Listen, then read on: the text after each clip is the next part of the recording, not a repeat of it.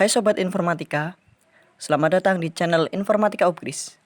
Di video kali ini, kita akan belajar dasar-dasar Corel Draw.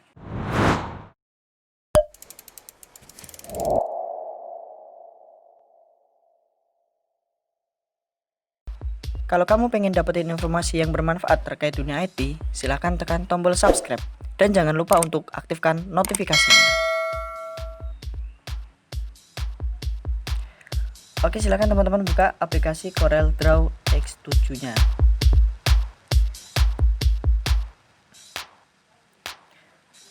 Di video kali ini kita akan belajar tentang dasar-dasarnya dulu.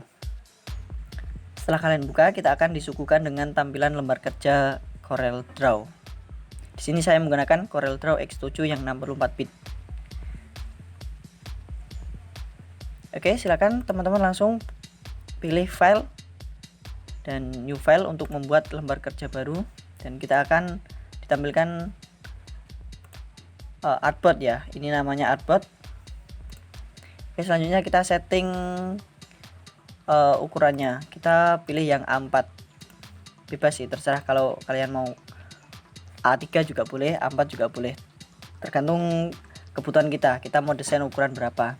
Tapi di Corel Draw ini kita bebas mau mendesain di artboardnya di sini atau di luarnya juga bisa. Oke. Kali ini kita akan perkenalan dengan toolboxnya dari Corel Draw X7 itu sendiri. Oke, yang pertama ada Pick Tool. Pick Tool ini berfungsi untuk menseleksi objek-objek yang ada di lembar kerja kita. Contohnya seperti ini. Kita bisa memilih ini dengan menekan tombol Shift. Kita juga bisa menseleksi objek-objek yang lainnya. Untuk menghapusnya kita tinggal tekan tombol Delete pada keyboard. Selanjutnya ada Shape Tool. Shape Tool ini berfungsi untuk mengubah bentuk dari shape atau bangun datar. Oke, saya contohkan. Di sini saya menggunakan pen tool dulu ya.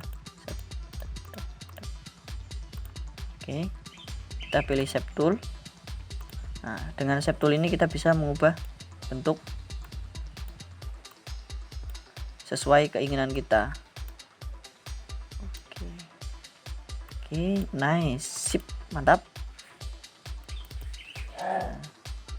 Nah, kalau untuk mewarnainya, kita tinggal klik pada warna yang ada di kanan. Nah, ada tips lagi nih. Kalau untuk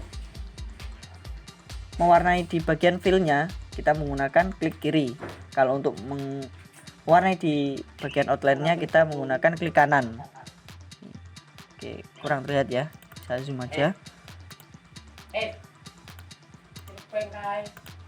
Oke, ini jadi kelihatan outline-nya. Oke, kita delete.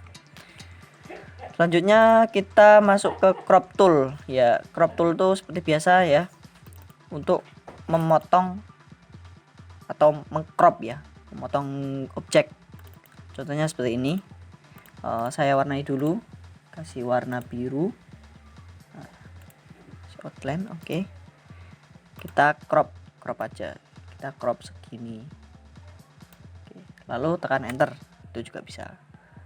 Oke. Selanjutnya yang keempat ini ada zoom tool. Untuk zoom in dan zoom out. Saya contohkan ya untuk zoom in. Kalau untuk zoom in kita tinggal klik kiri aja. Kalau untuk zoom out kita klik kanan. Atau kalian kalau mau zoom fit, membuat fit dari tampilan lembar kerjanya, tinggal double klik aja. Klik. Nah, gitu. Selanjutnya ada pen tool di sini ya. Seperti yang udah saya contohkan tadi, pen tool ini berfungsi untuk membuat objek garis atau lengkungan, nah, sesuai keinginan kita. Oke, gitu ya. Lanjut lagi, ini ada apa ini namanya ya, artistic media tool, atau kalian juga bisa shortcutnya pakai I ya. Ini seperti membuat alis. Jadi kalau mau membuat efek-efek di Corel Draw ini, efek-efek alis ini, kalian bisa menggunakan artistic tool ini. Oke, kita hapus dulu. Lanjut ke ini nih, shape yang paling penting biasanya sering saya gunakan. Ini namanya rectangle tool. Ini untuk membuat persegi atau persegi panjang. Nah, kalau kalian mau bikin persegi, oke, hapus dulu ya. Kalian mau menggunakan persegi, tahan kontrol pada keyboard. Nah, maka ukurannya akan sama panjang X dan Y-nya. Nah, kalau kalian mau bikin persegi panjang, kalian tinggal drag aja. Selanjutnya ada ini namanya ellipse tool. Ellipse tool untuk membuat lingkaran atau elips. Nah, sama seperti yang tadi, kalau kita ingin membuat lingkaran benar-benar lingkaran, radius atau jari-jarinya sama, kita sambil menekan tombol kontrol pada keyboard CTRL. Kalau di macOS kita pakainya command. Oke. Kalau ellipse kita tinggal drag aja. Selanjutnya ada polygon tool. Polygon itu segi minimal segitiga. Kalau kalian mau bikin segi 4, segi 5 dan seterusnya sampai segi 1000 itu bisa. Oke. Biasanya saya gunakan ini untuk buat segitiga. Oke. Dan segi 5 sampai segi 6. Oke. Selanjutnya ada text tool. Text tool ini untuk membuat teks ya. Contohnya kita membuat teks. Iya. Nah, setelah kita membuat teks, kita bisa mengubah font stylenya. Contohnya saya ganti teks fontnya menggunakan bebas. Lalu ukurannya saya ubah ke 150. Oke. Kalau mau mewarnai teksnya sama, kita tinggal klik kiri pada color palette-nya ini. Kalau kita mau memberi outline-nya, tinggal klik kanan. Nah, di sini juga bisa setting outline-nya. Ukurannya mau ubah ke berapa milimeter?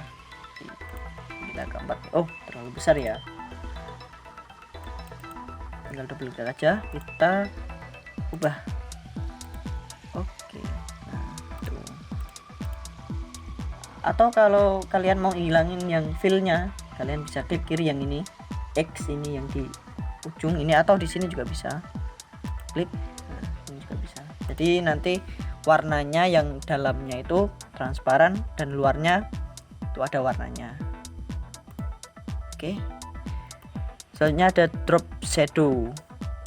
Nah, di sini kalau kita mau buat bayangan, pilih objeknya dulu, lalu kita klik drop shadownya mana, tinggal di drag and drop aja. Nah, nanti shadownya akan muncul. Nah, kita bisa setting nih warnanya mau apa, abu-abu, kok nggak kelihatan ya, oke, kuning, oke, atau biru, atau yang lainnya, sesuaikan saja sama kebutuhannya. Ini untuk menebalkan atau menipiskan, tebal tipisnya. Semakin besar maka semakin pudar, kalau semakin kecil maka semakin tegas shadownya. Dan ini transparasinya ya, kita tahulah transparasi, semakin kecil akan semakin transparan, dan kalau semakin besar dia akan semakin tegas. Oke, next ya, transparansi tool ya. Kita kalau mau buat objeknya menjadi transparan, contohnya ini ya, ini aku buat 50.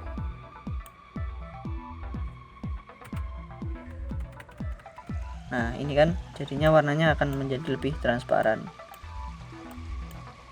Oke, semakin ke sini berarti semakin nggak kelihatan.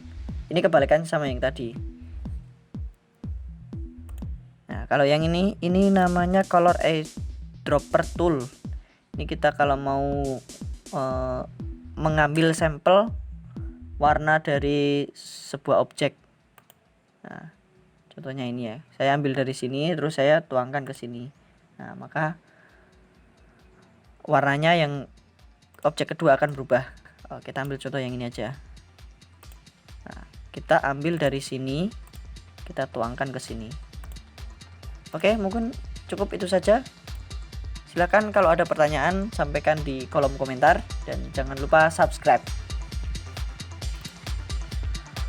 Terima kasih telah menonton video kami. Jika kamu belajar hal baru dari video ini, silakan like. Kalau ada pertanyaan atau saran, tulis aja di kolom komentar dan jangan lupa subscribe. Saya Mustafirin dan terima kasih.